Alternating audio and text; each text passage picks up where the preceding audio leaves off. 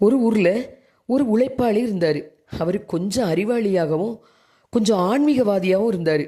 அவருக்கு கடவுள் பக்தி ரொம்ப ரொம்ப அதிகம். அடிக்கடி கோயிலுக்கு போவார். கடவுளை நோக்கி மனதுருக வேண்டுவார். அதுக்கப்புறம் காட்டுக்கு போய் விறகு வெட்டி அதை கொண்டு போய் விற்பனை செய்வார். ஓரளவுக்கு வருமானம் வந்தது. அதை வச்சுக்கிட்டு நிம்மதியாக வாழ்க்கை நடத்திட்டு இருந்தார். ஒரு நாள் அவர் காட்டு பக்கம் போகும்போது ஒரு நரியை பார்த்தாரு. அந்த நரிக்கு முன்னங்கால் ரெண்டுமே இல்லை. ஏதோ விபத்தில் இழந்தது போல இருந்தது. அது பாட்டுக்கு ஒரு மரத்தடியில் பாவம் போல உட்கார்ந்துருந்தது. அதை இவர் பார்த்தாரு. அப்போது இவர் மனசில் ஒரு சந்தேகம். இந்த நரிக்கு ரெண்டு காலம் இல்லை. அப்படி இருக்கிற போது இது எப்படி வேட்டையாடி தன்னுடைய பசியை போக்கிக் கொள்ள முடியும் அப்படின்னு யோசிக்க ஆரம்பித்தார். இப்படி யோசிச்சுட்டு இருக்கும்போது அந்த பக்கமாக ஒரு புலி வந்தது. அதை பார்த்த உடனே ஓடி போய் பயந்து ஒரு மரத்துக்கு பின்னால் ஒளிஞ்சுக்கிட்டு என்ன நடக்குது அப்படின்னு கவனிக்க ஆரம்பித்தார். அந்த புலி என்ன பண்ணுச்சுன்னா ஒரு பெரிய மானை அடித்து இழுத்துக்கிட்டு வந்து அதை அங்கேருந்து சாப்பிட ஆரம்பிச்சது. சாப்பிட்டது போக மிச்சம் மீதி இருக்கிற எலும்பு துண்டுகள் எல்லாம் அங்கேயே போட்டுட்டு போச்சு.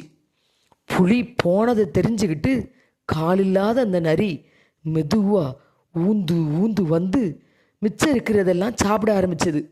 நல்லா சாப்பிட்டு திருப்தியான பிறகு அங்கிருந்து போச்சு. இத்தனையும் மரத்துக்கு பின்னாடி நின்று பார்த்த நம்ம ஆள் கவனிச்சிட்டே இருந்தார்.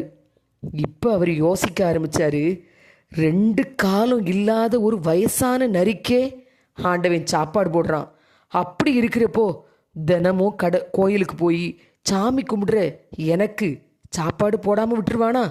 நமக்கு கடவுள் பக்தி வேற அதிகம்.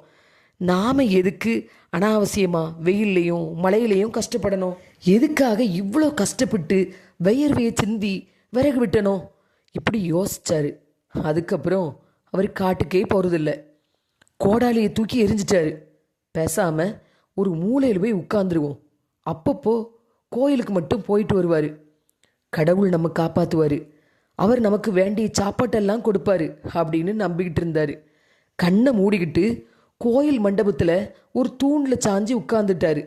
ஒவ்வொரு நாளும் போயிட்டே இருந்தது. சாப்பாடு வந்தபாடு இல்லை. இவர் பசியால் வாடி வதங்கி போனார். உடம்பு துரும்பா இழைச்சி போச்சு. எலும்பும் தோலுமா ஆயிட்டாரு. ஒரு நாள் ராத்திரி கோயிலில் யாருமே இல்லை. இவர் மெதுவாக கண்ணை திறந்து கடவுளை பார்த்து, ஆண்டவா, என்னுடைய பக்தியில் உனக்கு நம்பிக்கை இல்லையா?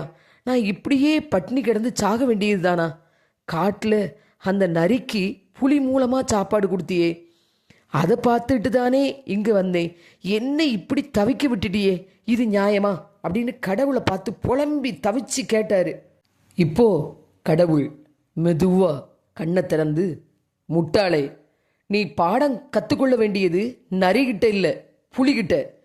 புளியை போல உழைச்சி சாப்பிட்டு மீதிய இல்லாதவர்களுக்கு தானமாக கொடுக்கணும் அப்படின்னு சொன்னார் கடவுள். நாம் யாரிடமிருந்து பாடம் கற்றுக்கொள்ளப் போகிறோம் என்பதை நாம் தான் முடிவு செய்ய வேண்டும்.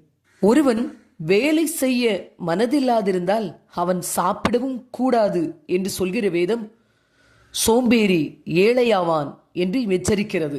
நாம் பார்க்கும் வேலையினால் அல்லது செய்யும் தொழிலினால் நமக்கு வருமானங்கள் பெருகும் பொழுது அந்த வருமானம் நாம் ஆடம்பரமாக இருப்பதற்கு மட்டுமல்ல, நம் கண்முன்னை தருகிற ஏழைகளுக்கு, விதவிகளுக்கு, திக்கற்றவர்களுக்கு, சிறுமைப்பட்டவர்களுக்கு, உதவி தேவைப்படுகிறவர்களுக்கு கொடுத்து உதவுவதற்கே என்று எண்ணினால் நம் வாழ்வு நலமாகும். பொருள் இல்லாருக்கு இவ்வுலகம் இல்லை, அருள் இல்லாருக்கு அவ்வுலகம் இல்லை சொல்கிறது உலக பொதுமுறை.